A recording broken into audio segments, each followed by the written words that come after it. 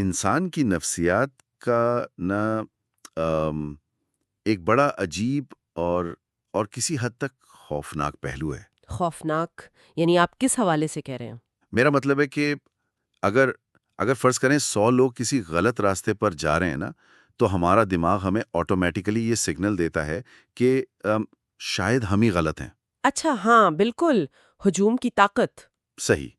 ہجوم کی طاقت ہماری اس انفرادی سوچ کو بالکل مفلوج کر دیتی ہے، اور ماہرین نفسیات اسے سوشل کنفارمٹی یا ہجوم کی اندھی تقلید کہتے ہیں۔ بالکل، لوگ بس بھیڑ کا حصہ بن جانا چاہتے ہیں۔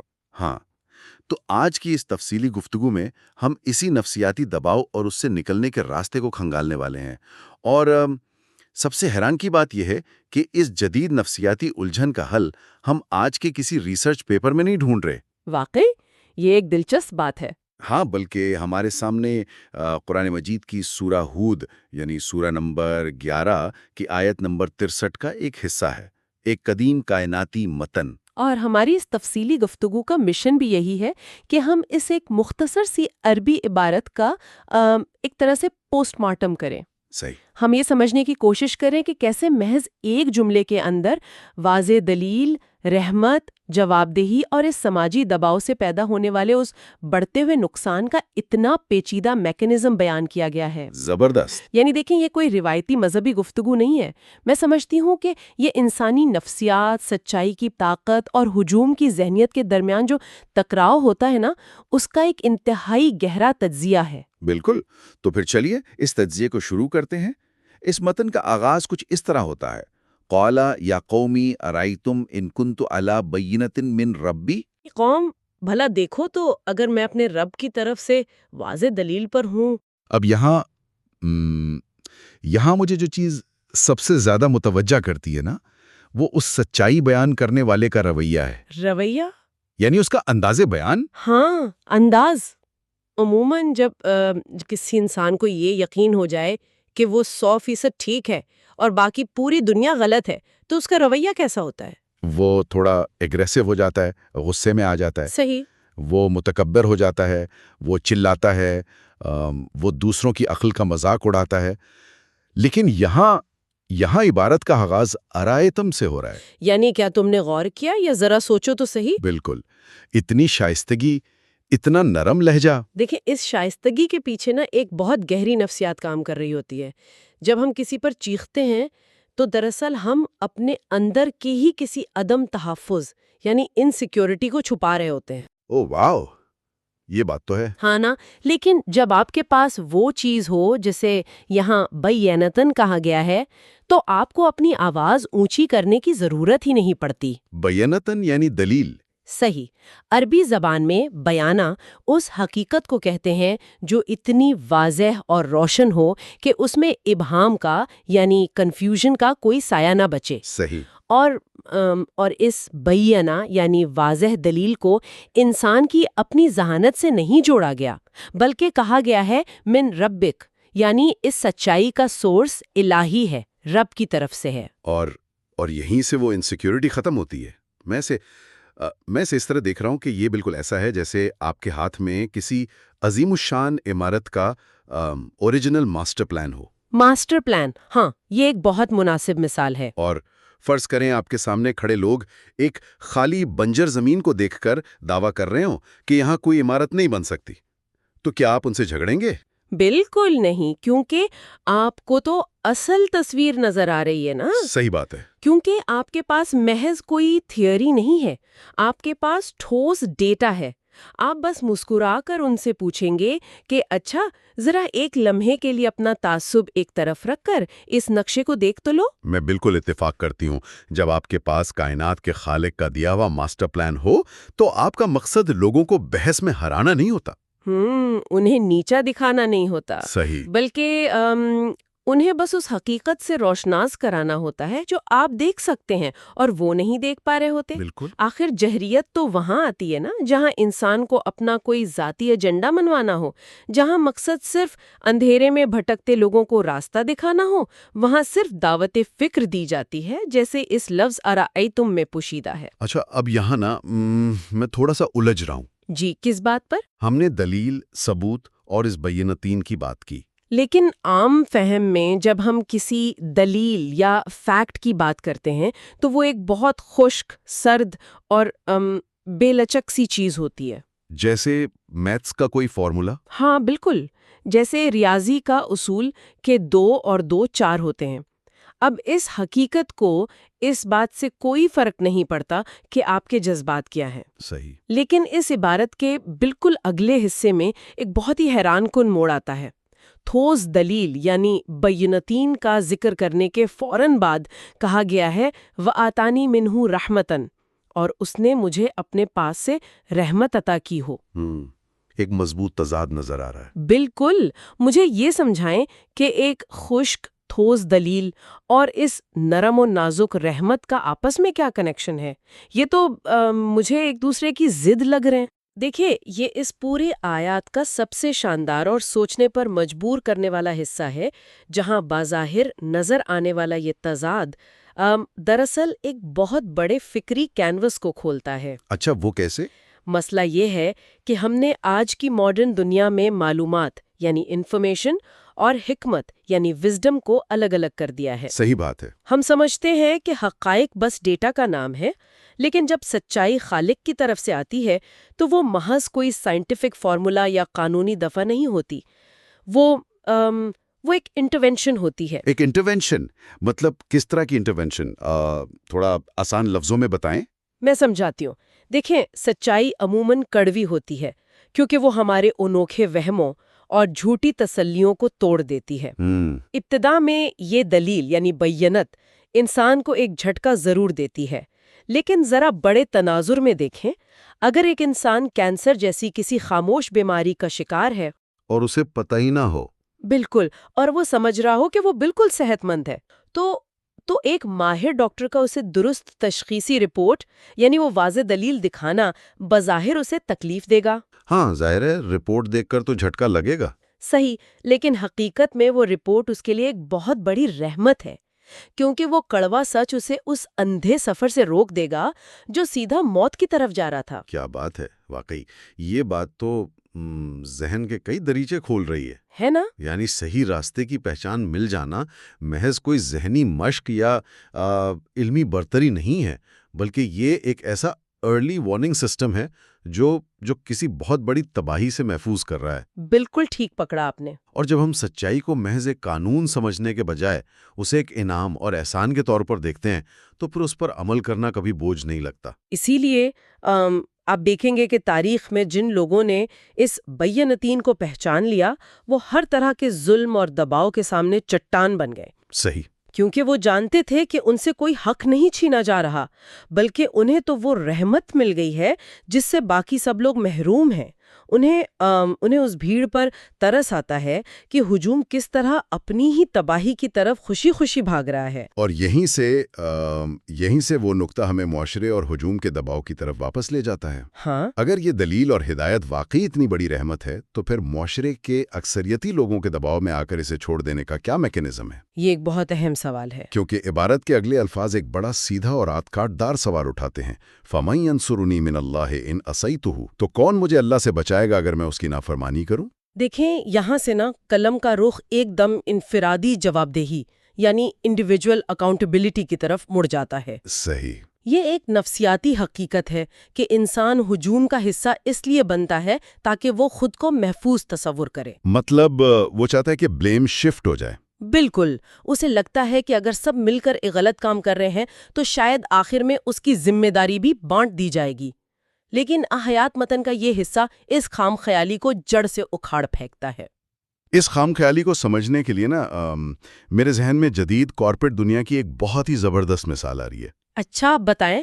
فرض کریں ہم سلیکون ویلی کی کسی بہت بڑی کمپنی کی بات کر رہے ہیں، جیسے کہ تھیرانوز یا اینرون کا جو سکینڈل ہوا تھا۔ ہاں، وہ بہت مشہور کیسز ہیں۔ صحیح۔ تو فرض کریں ایک دیانتدار ملازم کے ہاتھ میں اس کمپنی کے فراڈ کا اصل ڈیٹا لگ جاتا ہے۔ وہ جانتا ہے کہ یہ سب بورڈ ممبر جھوٹے ہیں۔ اب پورا بورڈ آف ڈائریکٹرز، اس کے اپنے ساتھ کام کرنے والے لوگ، مینجمنٹ، سب اس پر دباؤ ڈال رہے ہیں کہ خاموش رہو، ہماری ہاں میں ہاں ملاؤ۔ وہ اسے لالچ بھی دے رہے ہیں اور کریئر ختم کرنے کی دھمکیاں بھی۔ یہ ایک کلاسک ڈیلیما ہے، انسانیت کو ہر دور میں اس کا سامنا رہا ہے، بس شکلیں بدلتی رہی ہیں۔ ہاں، اب وہ وسل بلوور ملازم کیا سوچے گا؟ وہ جانتا ہے کہ وقتی طور پر اگر اس نے بورڈ کی بات مان لی تو شاید آج اس کی نوکری بچ جائے۔ صحیح، شارٹ ٹرم فائدہ۔ لیکن جس دن فیڈرل انویسٹیگیشن ہوگی، جس دن ملک کی سب سے بڑی عدالت کے جج کے سامنے اس کی پیشی ہوگی، کیا یہ کمپنی والے ساتھی اسے اس دن جیل جانے سے بچا پائیں گے؟ واقعی کوئی نہیں آئے گا اس کی مدد کو۔ کیا بورڈ آف ڈائریکٹرز اس کی سزا اپنے سر لے لے گا؟ ہرگز نہیں، اس عدالت میں وہ بالکل تنہا کھڑا ہوگا۔ بالکل۔ یہ لفظ ینصرونی یعنی کون میری مدد کرے گا بالکل اسی حتمی پیشی کی طرف اشارہ کر رہا ہے۔ آپ کی اس کارپوریٹ مثال نے نا اس کائناتی اصول کو بہت شاندار طریقے سے واضح کر دیا ہے۔ اصل مسئلہ ترجیحات اور حتمی اتھارٹی کو پہچاننے کا ہے۔ حتمی اتھارٹی؟ ہاں، دیکھیں، جب آپ کو معلوم ہو کہ کائنات کے سب سے بڑے سربراہ یعنی خالق کے سامنے آپ کی پیشی ہونی ہے، تو دنیا کے ان چھوٹے چھوٹے گروہوں کی ناراضگی کی کیا حیثیت رہ جاتی ہے؟ کچھ بھی نہیں۔ اور یہ احساس کہ مجھے صرف ایک ہی ذات کو جواب دینا ہے، یہ انسان کو اس ہجوم کی غلامی سے مکمل طور پر آزاد کر دیتا ہے۔ پھر اسے ان سینکڑوں لوگوں کو خوش کرنے یا ان کی توقعات پر پورا اتارنے کی مشقت نہیں اٹھانی پڑتی۔ یہ واقعی کتنا طاقتور خیال ہے کہ سب سے بڑی اتھارٹی کا خوف دراصل آپ کو باقی تمام چھوٹے خوفوں سے نجات دلا دیتا ہے۔ بالکل آزاد کر دیتا ہے۔ لیکن معاشرہ اتنی آسانی سے جان نہیں چھوڑتا۔ لوگ آپ کو یہ یقین دلانے کی پوری کوشش کرتے ہیں کہ ان کے ساتھ چلنے میں ہی فائدہ ہے، کہ وہ اکیلے پن سے بچا رہے ہیں، یعنی نم نہاد ہمدردی دکھاتے ہیں۔ ہاں، اور ٹھیک اسی غلط فہمی کو اس عبارت کے آخری حصے میں ایک بہت زوردار طریقے سے توڑا گیا ہے۔ صحیح، اور وہ الفاظ ہیں فما تزیدوننی غیر تقصیر، یعنی تو تم سوائے نقصان کے میرے لیے کس چیز میں اضافہ کرو گے۔ یہ حصہ میری نظر میں اس پوری گفتگو کا نقطۂ عروج ہے۔ اچھا، یہ حصہ نا مجھے ایک خاص قسم کی بے چینی میں مبتلا کرتا ہے۔ بے چینی کیوں؟ کیونکہ یہ صرف ایک انکار نہیں ہے، یہ ان لوگوں کے اس ضیاع پر، ان کے اس غرور پر ایک بھرپور چوٹ ہے جو خود کو ہمدرد ظاہر کر رہے تھے۔ صحیح بات ہے۔ میں سوچ رہا ہوں کہ اسے نقصان کیوں کہا گیا؟ وہ ہجوم تو بظاہر اسے سماجی تحفظ، رتبہ اور ایکسیپٹنس آفر کر رہا تھا نا، تو اس سماجی حمایت کو رد کر کے اسے خالص نقصان کیسے قرار دیا گیا؟ اس کو سمجھنے کے لیے ہمیں لفظ تخسیر کے میکانزم کو سمجھنا ہوگا۔ اچھا، تخسیر۔ یہ کوئی عام نقصان نہیں ہے، جیسے آپ کا پرس کھو جائے یا آپ کسی ایک سودے میں پیسے ہار جائیں۔ عربی میں خسارہ کہتے ہیں کسی چیز کو کھو دینے کو، لیکن تخسیر کا مطلب ہے کسی کو مسلسل لگاتار نقصان میں ڈالتے چلے جانا۔ مسلسل نقصان؟ ہاں، معاشیات اور نفسیات میں ایک کانسیپٹ ہے جسے سنک کاسٹ فیلیسی کہتے ہیں۔ سنک کاسٹ فیلیسی، ذرا اس کو مزید آسان کر کے بتائیں۔ دیکھیں، جب کوئی انسان اپنے پاس موجود اس واضح الہی ثبوت یعنی بینتن کو نظر انداز کر کے لوگوں کی مرضی کو اپناتا ہے تو وہ وقتی طور پر تو ایک راحت محسوس کرتا ہے کہ چلو میں بھیڑ کا حصہ بن گیا، ٹیمپرری ریلیف۔ صحیح، لیکن حقیقت میں وہ اپنا ضمیر اور اپنا روحانی سکون بیچ چکا ہوتا ہے۔ جیسے جیسے وقت گزرتا ہے اسے اس ہجوم کو خوش رکھنے کے لیے مزید جھوٹ بولنے پڑتے ہیں، مزید سمجھوتے کرنے پڑتے ہیں۔ یعنی وہ دلدل میں دھستا چلا جاتا ہے۔ بالکل، یہ ایک ایسا گڈھا ہے جو بس گہرا ہوتا چلا جاتا ہے، اور سب سے بڑا المیہ تو یہ ہے کہ جب وہ انسان بالآخر گرتا ہے نا، تو وہی ہجوم جو کل اس کے ساتھ تھا وہ اسے وہیں چھوڑ کر کسی اور تماشے کی طرف نکل جاتا ہے۔ کمال ہے، یعنی یہ ایک ایسا منافع بخش نظر آنے والا سودا ہے جو دراصل جو روزانہ کی بنیاد پر آپ کو دیوالیہ کر رہا ہے۔ واقعی یہ تو جدید دور کے اس فومو یعنی فیئر آف مسنگ آؤٹ کی طرح ہو گیا نا۔ ہم ٹرینڈز کا حصہ بننے کے لیے، وائرل ہونے کے لیے، یا محض لوگوں کی وقتی تالیاں سمیٹنے کے لیے اپنے بنیادی اصولوں سے ہی ہٹ جاتے ہیں۔ صحیح بات ہے۔ ہمیں لگتا ہے کہ اس سپورٹ سے شاید ہمارا قد بڑھ رہا ہے، لیکن در حقیقت اندر ہی اندر ہماری اصل قدر و قیمت گر رہی ہوتی ہے۔ بالکل، اور یہی وہ مقام ہے جہاں یہ شخص ان سے کہہ رہا ہے کہ تمہاری یہ نام نہاد حمایت، تمہاری یہ مشورے مجھے دراصل کوئی فائدہ نہیں دیوے۔ صحیح۔ تم مجھ سے وہ رحمت چھیننا چاہتے ہو جو مجھے ان اندھیروں سے نکال لائی ہے، اور اس کے بدلے تم مجھے دے کیا رہے ہو؟ صرف ایک ایسا نقصان جو بڑھتا ہی چلا جائے گا۔ ایک دھوکہ۔ ہاں، یہ ایک ایسی سودے بازی ہے جو کوئی بھی باشعور انسان جس کے پاس عقل کی ذرہ سی بھی روشنی ہو وہ کبھی نہیں کرے گا۔ تو اگر اب ہم اپنے اس پورے فکری سفر کو یکجا کریں، اکٹھا کریں، تو ہم دیکھتے ہیں کہ یہ ایک ہی جملہ جو بظاہر بہت مختصر سا ہے، کس طرح انسانی نفسیات، روحانیات اور سماجیات کا احاطہ کرتا ہے۔ بالکل، ایک مکمل گائیڈنس ہے۔ بات شروع ہوتی ہے ایک تہذیب یافتہ دعوے سے کہ میرے پاس ایک الہی ماسٹر پلان ہے، ایک بینتن ہے۔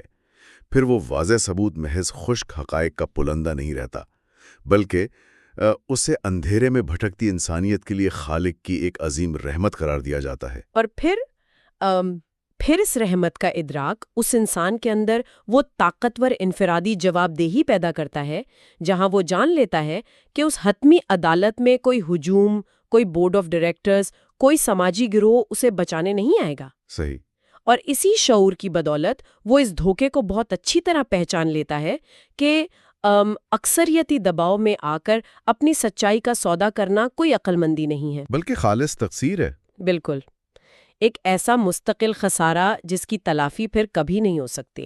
یہ سب کچھ کتنا حیران کن ہے کہ آج کی اس تیز رفتار اور انفارمیشن اوور لوڈ سے بھری دنیا میں، جہاں روزانہ ہزاروں پیغامات اور خبروں کے شور میں ہم اپنی سمت کھو بیٹھتے ہیں، یہ چند الفاظ ایک قطب نما یعنی کمپس کی طرح ہمیں واپس ہماری اصل کی طرف لے آتے ہیں۔ واقعی یہ متن زندہ ہے اور آج بھی اتنا ہی ریلیونٹ ہے۔ اس نے حقیقتاً چیزوں کو دیکھنے کا ہمارا زاویہ ہی بدل دیا ہے۔ اور اب جب ہم اپنی اس تفصیلی گفتگو کو سمیٹ رہے ہیں تو ایک بہت ہی بنیادی اور چبھنے والا سوال پیدا ہوتا ہے جو ہم سب کو خود سے ضرور پوچھنا چاہیے۔ اور میرا خیال ہے کہ اس پوری بحث کا اصل مقصد ہی اس ایک سوال تک پہنچنا تھا۔ صحیح۔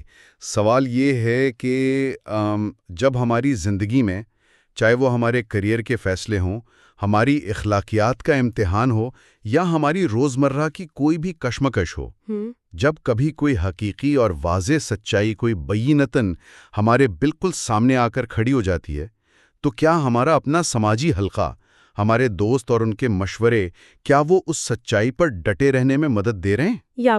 یا پھر بظاہر بھلائی کے نام پر وہ ہمیں اس اندھے ہجوم کا حصہ بننے پر مجبور کر کے ہمارے اس مستقل اور ابدی نقصان یعنی تخسیر میں اضافہ کرنے کا سبب بن رہے ہیں؟ یہ واقعی ایک بہت گہرا سوال ہے۔ اس پر ضرور غور کرنا چاہیے، کیونکہ اس سوال کا جواب ہی آخر میں یہ طے کرے گا کہ ہاتھ میں نقشہ موجود ہونے کے باوجود کیا انسان کھائی میں گرے گا یا پھر محفوظ رہے گا۔ بالکل ٹھیک کہا۔ تو بس اسی فکری مقام پر ہم آج کے اس گہرے تجزیے کو ختم کرتے ہیں۔